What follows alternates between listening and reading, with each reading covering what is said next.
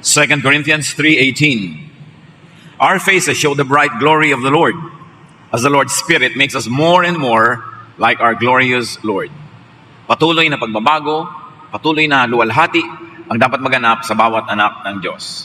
Connect to big. Panginoon, salamat po dahil maaari kaming lumago, lumaki. Maaring kami ma-develop tungo sa pinakamagandang kalooban niyo para sa amin.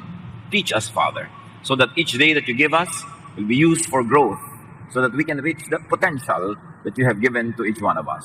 Kayo ang manguna ngayon, mangaral, magturo, umakay sa amin. Dalangin namin ang lahat ng ito sa ngalan ng iyong anak na si Jesus. Life could be trapped in everydayness. Yung araw-araw ganon, linggo-linggo ganon, buwan-buwan, hanggang mapansin mo, taon-taon ganon, hanggang maubos na lang ang buhay. Life could be trapped in ordinariness, In dullness. Maaaring ang buhay tuloy sa halip na exciting, sa halip na makulay, masaya, ay parang nakababagot, nakasasawa, parang wala namang nangyayari. Ecclesiastes 1, 2-4 and 8. Nothing makes sense. Everything is nonsense. I have seen it all. Nothing makes sense. what is there to show for all our hard work here on this earth? People come and people go. All of life is far more boring than words could ever say. Isang observation ni Solomon tungkol sa buhay, pag hindi mo pinag-ingatan ang paghawak ng bawat oras at araw na binibigyan ng Panginoon, life could become dull, boring, colorless, lifeless. At kung minsan, itatanong mo pa sa sarili mo kung bakit ka ba nga nabubuhay pa. Kung sulit ba na ipaglabang patuloy pa rin mabuhay. Pag dumarating ang ganyang mga pag-iisip, kanino man, ay dapat suriin kung paano siya nabubuhay, paano niya iniingatan ang panahon na ipinahihiram ng Panginoon.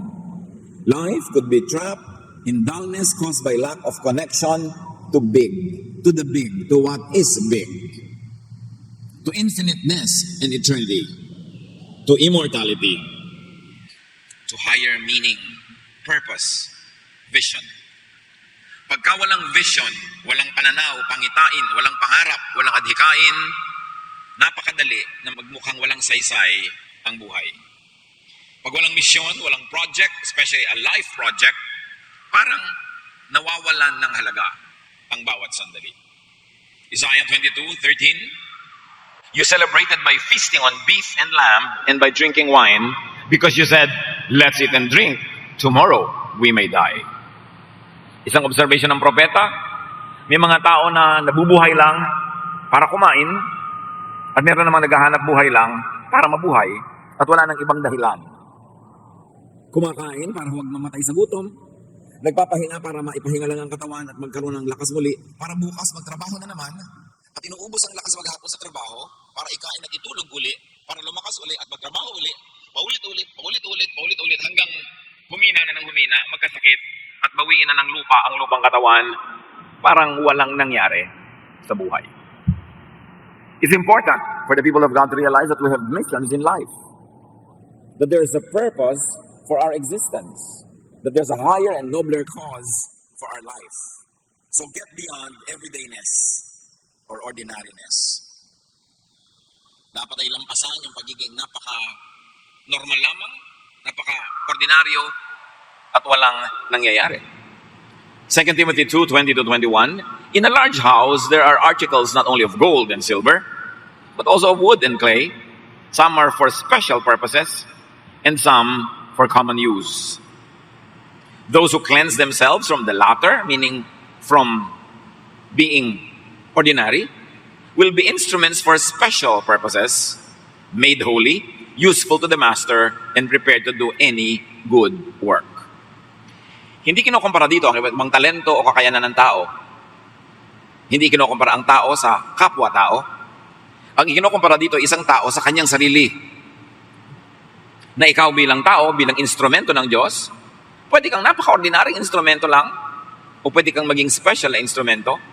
At sabi ng Timothy, yun daw inihahanda, nililinis, dinadalisay ang sarili, gagraduate from being ordinary to being special, special instruments for special purposes. So hindi ito may taong special at may taong ordinary, hindi ganoon. Bawat tao pwedeng maging ordinary at pwedeng maging special.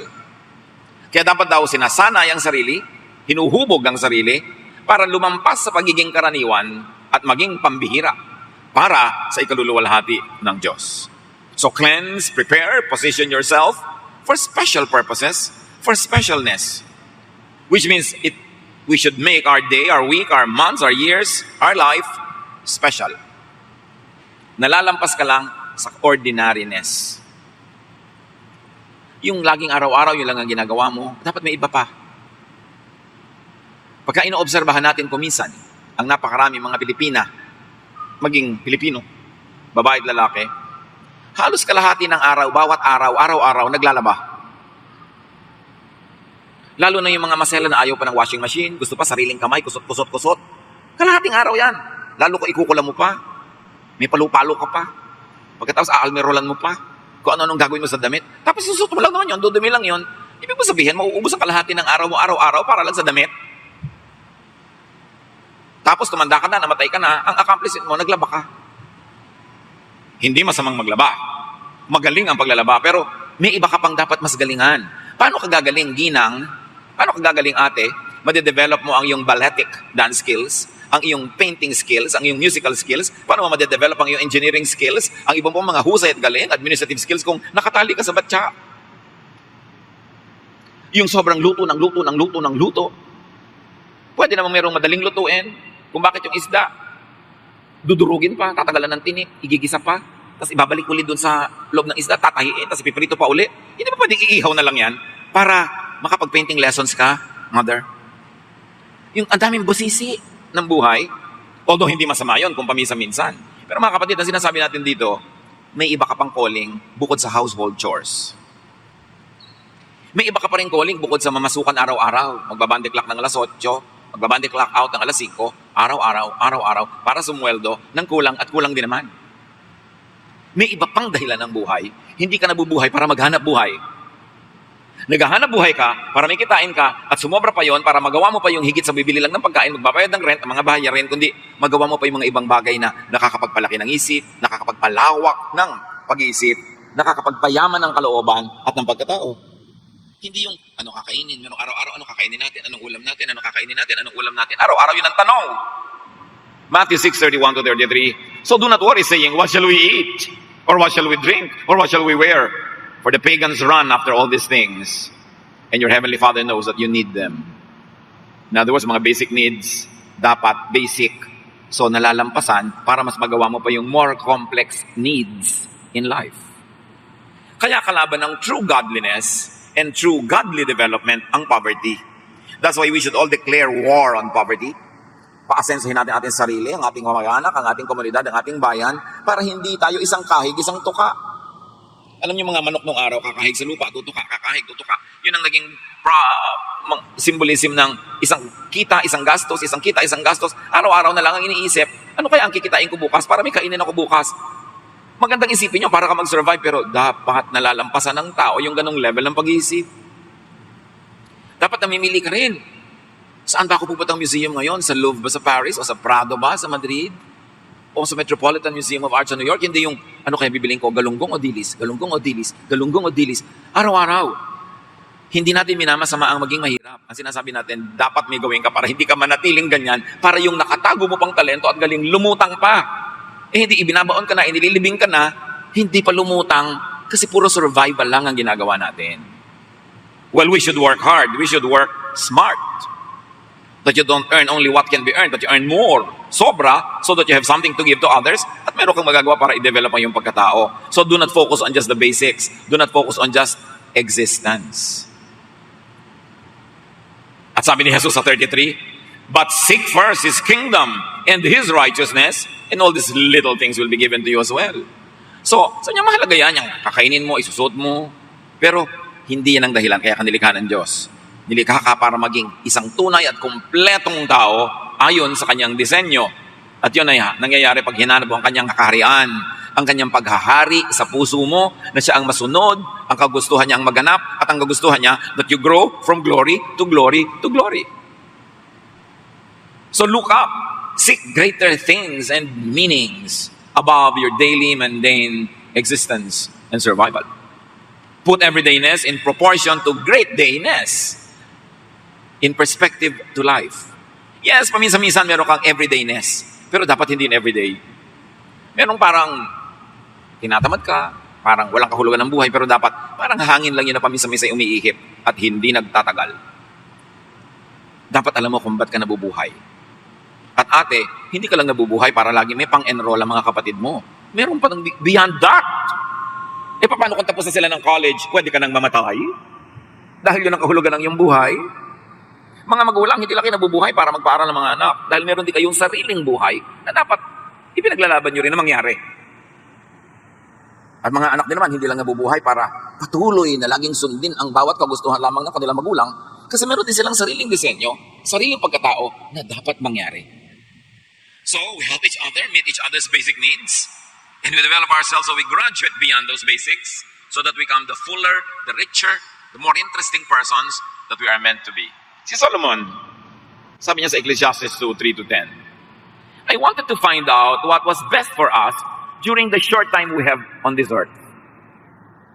So I decided to make myself happy with wine and find out what it means to be foolish without really being foolish myself.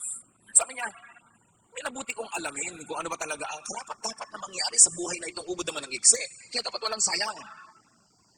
Sinubukan ko na libangin ang aking sarili sa pag-inom ng alak at maging makipagtalastasan sa mga kahangalan, although hindi ako talaga naging hangal. Ibig niya sabihin, lumabas siya doon sa kahon. Hindi lang siya lagi doon sa safe, sa usual, sa traditional. So niya, may mga sinubukan ako that many people would consider foolish, but because I wanted to extend the boundaries of my mind, gusto kong buhatin yung mga bakod ng utak ko at ilubog sa mas malayong lugar para lumawak ang bakuran ng utak ko. Sabi niya, I did what many people might consider foolish, although I never was foolish. It is. So that I know. So, ang foolishness, isa lang naman yung mensahe ni Solomon eh. Hindi naman maging foolish ka, kundi do not limit yourself to safe knowledge. Do not limit yourself to what is already usual and mechanical, perfunctory, to what is really simple.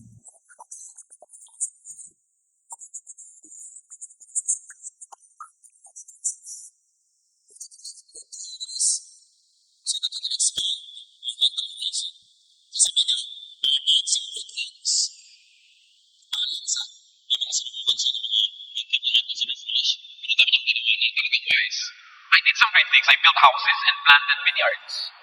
I had flower gardens and orchards full of fruit trees. And I had pools where I could get water for the trees. So there was productivity in his life. Hindi dahil kailangan niya, dahil hari na siya, mayaman na siya, hindi niya kailangan magtanim ng gulay, gumawa ng mga ganito. Pero nilalakihan nga niya yung utak niya para madiscover pa niya kung ano pang dapat gawin sa buhay na ito. Sagad sa kanyang kakayanan, ginawa niya.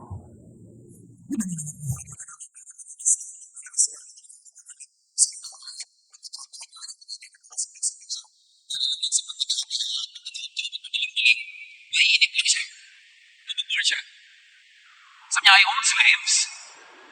And their sons and daughters became my slaves. I had more sheep and goats than anyone who had ever lived in Jerusalem. So he also tried his hand at ownership. Marami siya. Pati mga alipin, mga hayop, mga tao, ang dami niyang naging ari-arian. Foreign rulers brought me silver, gold, and precious treasures. At dahil siya'y magaling, there was recognition, and kings were paying him tribute or sending him gifts. Kings all over the world sent their ambassadors to the court of Solomon just to hear him speak. At ang misyon ng mga ambassador na yon, umuwi sa kanilang mga hari, dala-dala ang karunungan ni Solomon. Marunong din yung mga hari.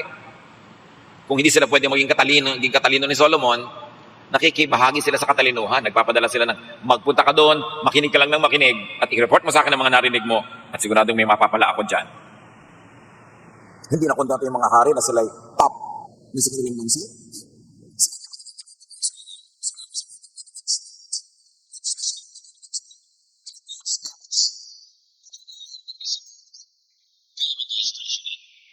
Sabi pa niya, men and women sang for me, and I had many wives who gave me great pleasure. Not all of what Solomon did you can do at home. He's looking with the morals of his time and what kind of morals govern the lives of monarchs. So For his entertainment, mga kasiyahan, pleasure, and a lot of companionship. It's a best answer na there was the Muslims first.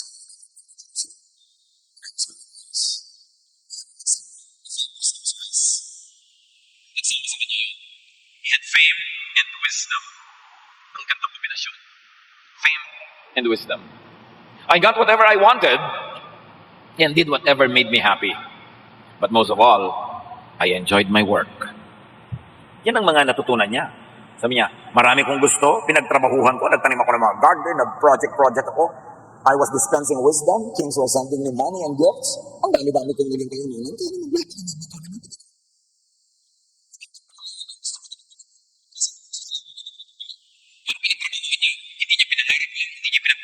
Pinagtrabahuhan niya. Sabi niya, alam niyo, lahat ng nakakapagpasaya sa akin, ginawa. Pero higit sa lahat, sabi niya, sa dinami-rami ng mga ginawa ko sa buhay, enjoy ako lahat sa iyo ngayon. Do you enjoy your work? If you don't enjoy your work, what are you doing there? Natanda ka na, tapos mamatay ka na, hindi ka nag-enjoy, di ba lugi ka nun? Kaya dapat, naghahanap ka ng enjoy mo rin. Lagi maraming nagtatanong sa akin, hindi ko ang magandang negosyo.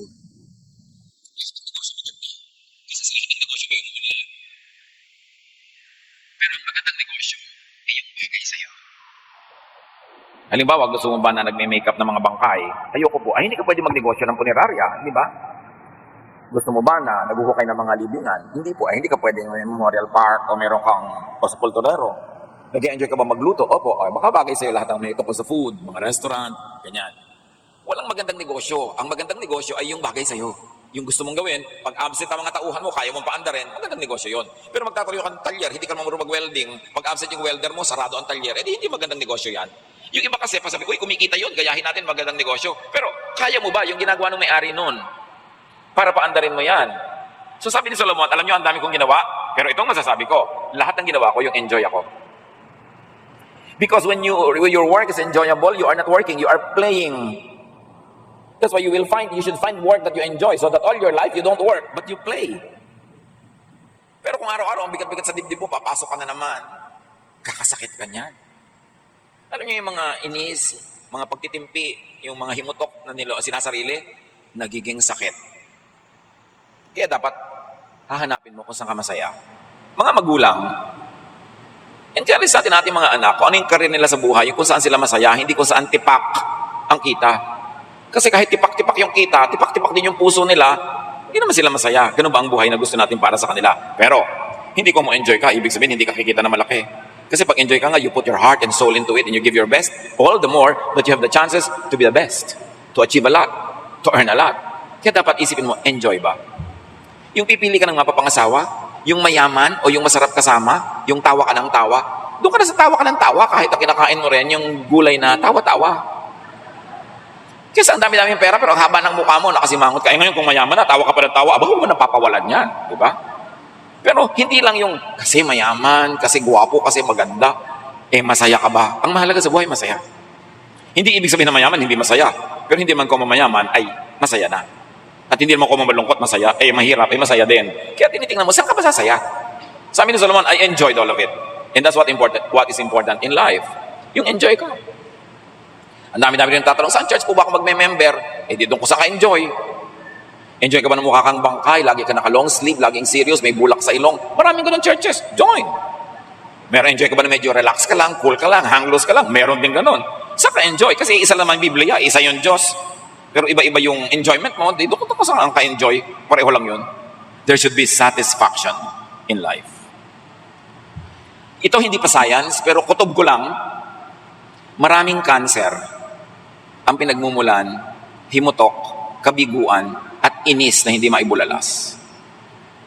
Kasi pag inoobserbahan ko yung maraming kilala ko na nagkaka-cancer, ganun. Kung minsan inis na inis sa asawa, nagka-cancer.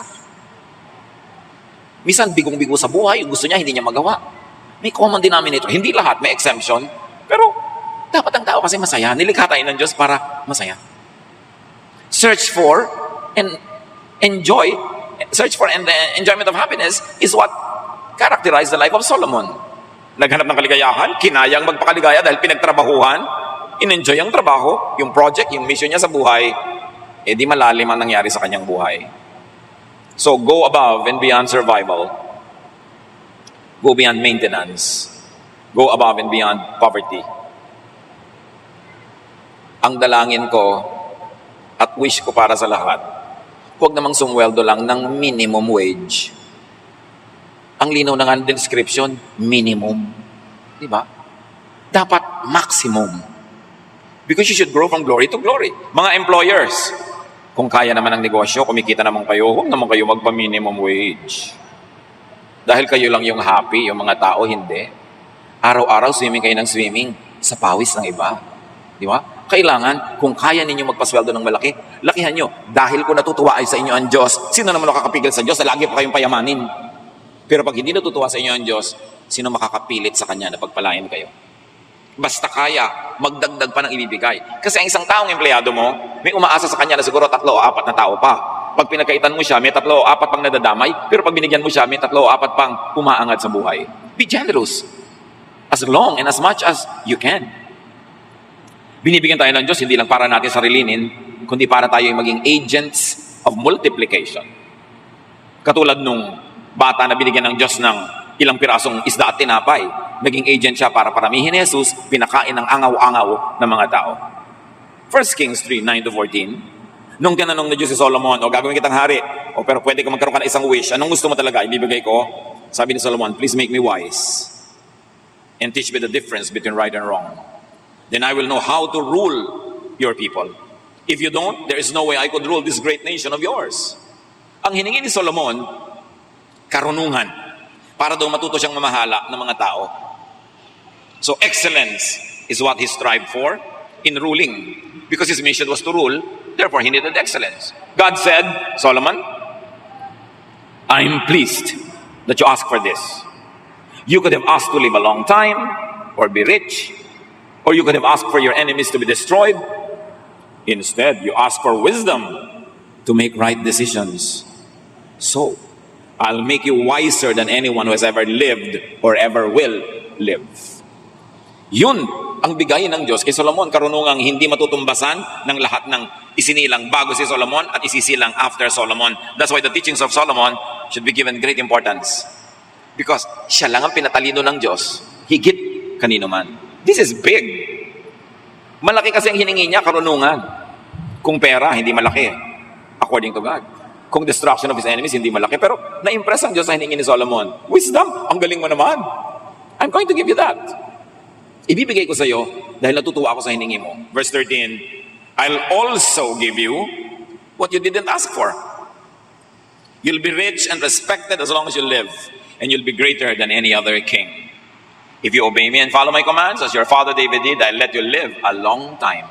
Ang daming bonus na binigay ng Diyos dahil natuwa siya sa hiningi, wisdom. Bakit mahalaga ang wisdom sa Diyos at sa lahat ng maka-Diyos? Mga kapatid, ang size ng mundo, ang size ng bahay, ang size ng buhay, depende lang sa size ng iyong utak.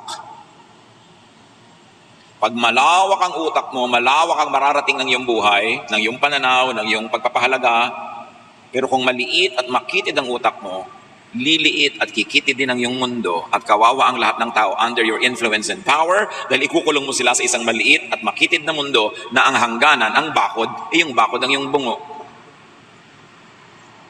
Anybody who will go far must first expand their minds. Kaya mahalaga yung pinaparunong ang isip, dinadagdagan ng alam, laging nagtatanong, laging nakikinig sa nagsasalita, lalo't marurunong kasi may mapapala ka. Bawat taong marunong nakausap mo, pinapalaki ang iyong utak. Pero kung kausap mo ay makitid ang utak at na-influence ka, kikitid ka rin. So si Solomon, ang journey niya, from big to much bigger. And take note, it could be from small to much smaller to nothing. But he made the right choice. He wanted to be wise. Parang yung mga ibinigay ni Lord na talents, yung binigyan ng malaking puhunan, napalaki niya, binigyan pa siya ng lalong malaki. Yung binigyan ng maliit na puhunan, hindi niya pinatubo, hindi niya ininvest, binawi sa kanya. Wealth and fame, these are only byproducts of pleasing God by being wise. So connect to big. To the big, to what is big. Of course, that is God. And the real meaning of righteousness in heaven, hindi lang yung mga lugar na nasa likod ng mga ulap-ulap, kundi yung pagharian ng Diyos ang puso mo, yung isip niya, maging isip mo, yung kalooban niya, maintindihan mo at masunod, lalaki ang iyong mundo, you expand the kingdom of God. 1 Corinthians 9:24-27, you know that many runners enter a race, and only one of them wins the prize. So, run to win. Hindi ka naman sumasali sa karera para matalo eh. So, gagawin mo ang lahat para ka manalo. At ang karerang ito mga kapatid, hindi karera against other people, but karera against your own self.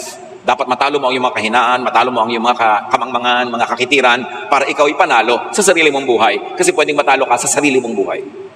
Hindi kailangan matalo ka ng iba, at hindi kailangan talunin mo ang iba. Ang kailangan mong pagwagian ay ang kakitiran, kababawan, kaliitan ng isip. Aim for big. Athletes work hard to win a crown. Hindi ka sumasali sa competition para lang matalo, at hindi ka nabubuhay sa mundong ito para lang matalo ng sarili mong weak side. Dapat manalo yung strong side mo para ikay panalo. Not against other people, but against your own weaknesses. Work hard to connect to the big. How do you connect to the big? You connect to big ideas and minds. Ang batang si Jesus, nung nagpunta sila sa piyesta sa Jerusalem, nung siya ay 12 years old, nawala siya. Nag-uuwian na lang lahat sa Galilee, nawawala pa siya.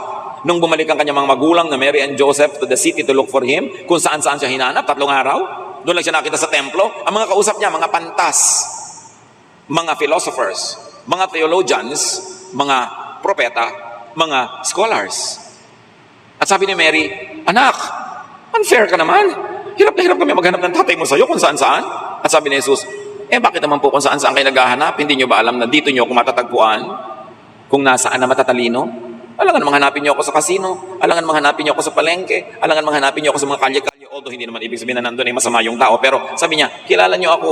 Alam nyo ang hahanapin ko ay katalinuhan, paglaki ng utak, spirituality. So sino kaya ang kakausapin ko kundi ang mga matatandang ito? Na mga hangang-hanga sa kanyang mga kausap niya. Dahil ang tang niya, ang galing. Nakikinig siya, ang talino niya.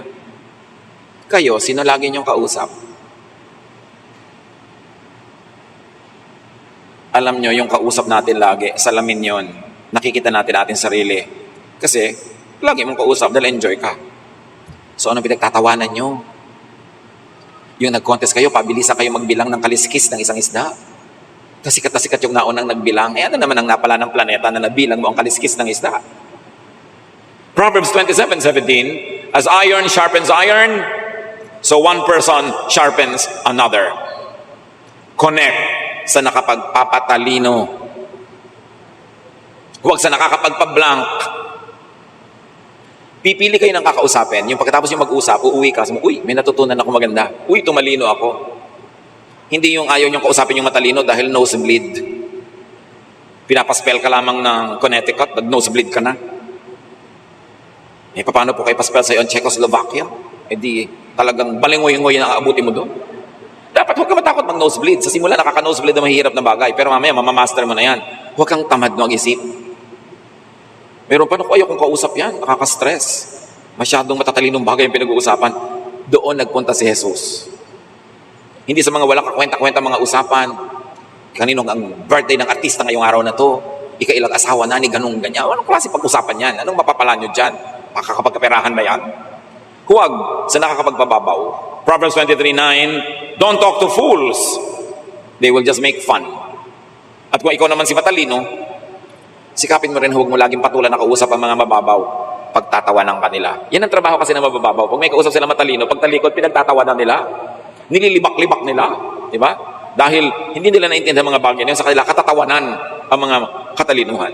Proverbs 26:4, don't make a fool of yourself by answering a fool.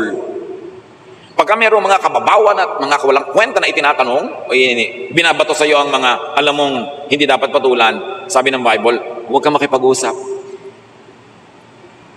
Yung lola namin, nung nabubuhay pa, pag may tinanong ka doon, at nakita mong tumingin yan sa malayo na gano'n, ibig sabihin nun, walang kakwenta-kwenta yung tanong mo. Huwag mo nang maulit-ulit at makukurot ka.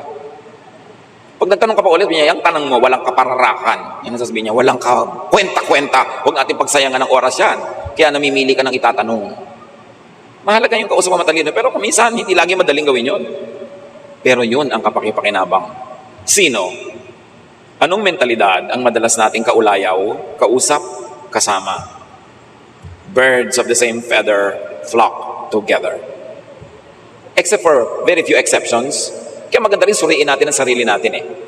So connect to big, connect to excellence. Yung mga terror teachers nung araw, nung nag-aaral ka pa, hindi ba yun ang pinakamaraming naituro sa'yo? Sa simula, ayaw mo ng terror teacher. Ayaw mo ng terror lola, ayaw mo ng terror tita. Pero pag nagkaedad ka na, na-appreciate mo, meron pala silang magandang itinuro sa akin. Yung mga stricto, yung matataas ang standard, uncomfortable lang kasama yan sa simula. Pero pag nagkataon at nagtagal, dun ka may napapakinabang. So go for and connect to growth and development. Outgrow smallness of mind. At kung minsan ito ang challenge sa mga may nangyari sa buhay nila, umasenso ang utak, maraming nalaman, maraming na-achieve. Pag may mga reunion sila sa high school, parang naninibago ka, parang, ay, bakit nando pa rin yung mentality ng mga dati kong classmates? Kung minsan may reunion ng family, mga pinsan mong kalaro mo nung araw, parang, ay, nando pa rin yung utak niya sa grade 5 level. At sa lagay, pagkausap ko to, magiging ganito yung usapan namin. Kasi mahirap din mag-adjust. Pero ang mahalaga dito, at least nakikita mo na lumaki yung utak mo, tuloy, nahirapan ka na mag-adjust. That is good, but you should adjust kasi mas malaki yung utak mo, ikaw yung makaka-adjust. But remember this, your mind could be your own prison. Your mind could also be your own wings to fly far away. Ang pinakamalupit na piitan, na kulungan, ay hindi mga metal, hindi mga concrete, ang utak. Maraming tao, kulong na kulong ang buhay dahil ang utak nila, ang pag-iisip nila ay isang malaking kulungan ng buhay nila. Ay, hindi ko pwedeng gawin yan. Bakit hindi pwede? Ba't ka nakakulong? Ay, hindi ka pwedeng maligo kasi may patay. Bakit hindi pwede? Ay, hindi mo pwedeng gawin ito. Bakit hindi pwede? Merong magandang restaurant. Kumain tayo dyan. Naku, baka mahal. Huwag na tayong pumasok. Hindi mo pa nakikita yung presyo. Kinukulong mo na yung sarili mo. Papasok ka sa isang building. Naku, baka hindi tayo payagan ng gwardiya. Huwag na tayong pumasok. Hindi ka ba binabawalan? Ikaw na nagbawal sa sarili mo. Ang daming tao ganyan. Ang kulungan nila, yung pag-iisip nila, hindi yata yung pwede. Huwag na lang. So they'll play safe. They'll play small. At yun ang sinasabi ni Solomon, I did many things that other people might even consider foolish, but it's only because I was expanding my mind. Merong restaurant dyan sa EDSA Corner. Show ba yan? Yung may crossing dyan. Aircon dati. Ang tagal na to. Walang pumapasok. Kaya ang dami-daming tao na dumadaan. Napag-isip nila, baka nai-intimidate ang mga tao kasi aircon. Tinanggal nila yung aircon. Nakabuyang-yang sa alikabok at init. The same pa rin ang price. Ang daming kumain. So yung mga dumadaan, ay aircon, wow, baka mahal. Ikinukulong nila yung sarili nila, hindi pa nila alam. Merong magsasabi ka, hihingi ka ng permiso, ay naku, baka hindi tayo payagan, wag na lang. So sino hindi pumayag sa'yo? Yung utak mo. Kasi hindi mo tinry.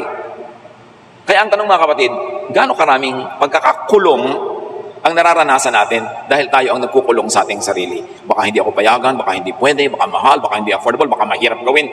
And then, doon ka na lang sa safe, meaning isang maliit na sulok sa planetang ito. Connect to big, connect to refinement, not to mediocrity.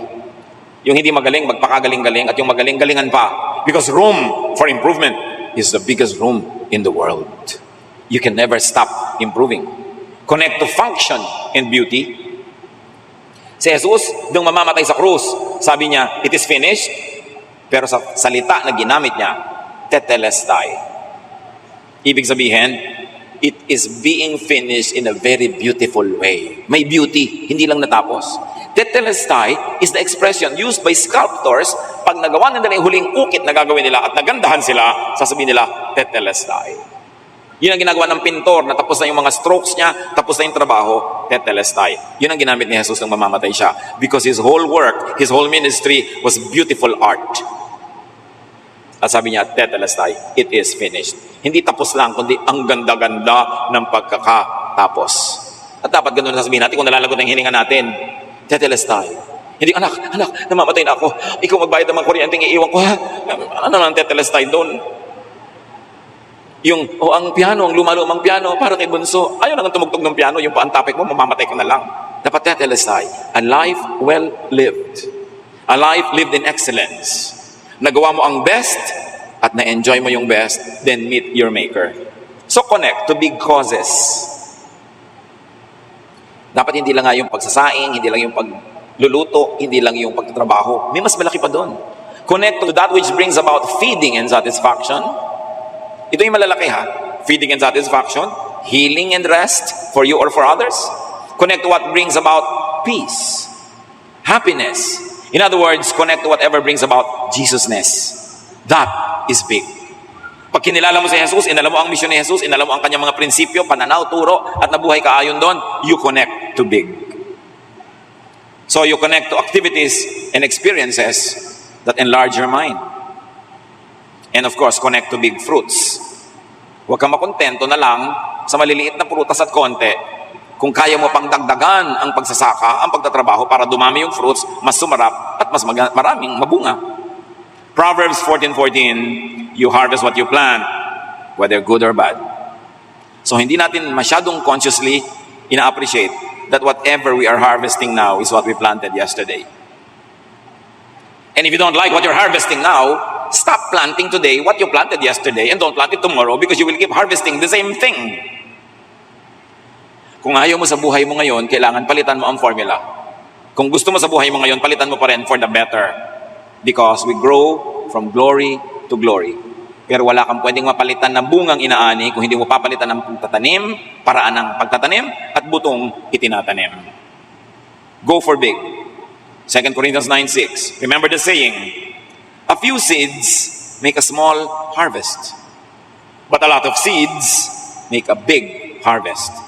You want a big harvest? Plant big. Go for big. Your life is precious. Life is short, but it's always long enough for greatness, for the big, for satisfaction, for happiness. Don't go for anything less. God designed you to be an outstanding person, to achieve the best within your field, not to compare yourself with others, but to compare yourself only with your past achievements. God wants you big. God wants you happy, but you've got to do your part. Be wise. Ask for wisdom. Continue to enrich your mind and work. And the Lord is going to bless you with growth beyond your imagination. Sabi sa Bible, what God has prepared for you is beyond what you have already seen and heard. It is even beyond your imagination. It never even occurred to you.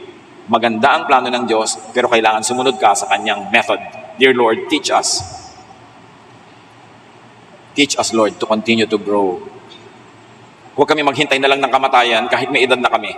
Meron pa kami magagawa. Meron pa kaming misyon. Marami pa kaming pwedeng ma-achieve. At lalong-lalo nung kung batang-bata pa, dapat hindi kami nabobore. Dapat lagi kaming nananabik bawat araw, bawat gawin na may gagawin, meron kaming project. Lord, give us this spirit.